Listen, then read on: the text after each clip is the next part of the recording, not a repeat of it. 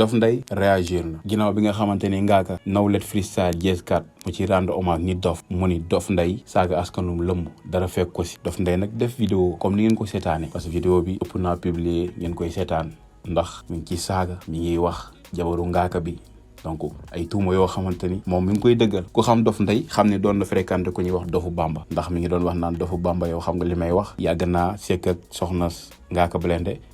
Dofu Bamba bi defaat vidéo ni ko Dof Ndeye li may seetaloo amul après nag ñoom ñaar ant seen biir Dof Ndeye di génn ay goon xam nga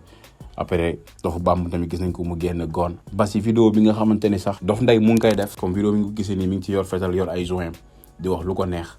naan Ngaaka fan nga déggee ma saaga askanu lëmb dinaa nangamtaan di wax lu ko neex te ku xam Dof Ndeye xam ni ci côté pouvoir bi la féete gis nañ fi ay vidéo yoo xamante ni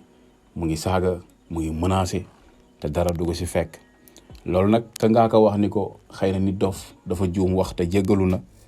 ki nga xamante ni taxaw na saaga fi askanu lëmb dara fekk ko si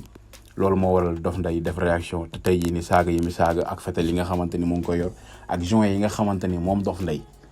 mu ngi koy tiire ngeen koy gis dara du ko si fekk est-ce que fetal gi mu yor am nay kayit wala amul ay kayit ba di ko yor parce que fii du États-Unis Sénégal na comme ni nga koy waxee rek des fois soo faree ci benn côté bi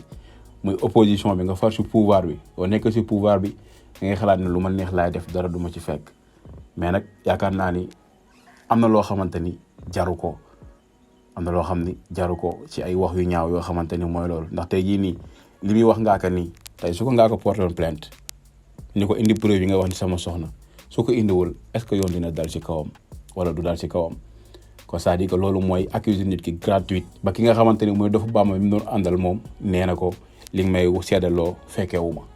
donc gars yéen tamit seen réaction ci Dof Ndeye li mu réagir ci Ngaaka ak saaga yi mu ko saaga fetal yi mu yor joint yi ngeen gis mu wax ak naan ko sa soxna ak man ak moom seq nañ lii ak laa donc ngeen commentaire ba pare yéen ñi doog a dugg chaîne bi ngeen abonné te bu leen abonné ba pare bu leen fàtte ba seen cloche notification ba vidéo bu ñu dugal ngeen mën ko am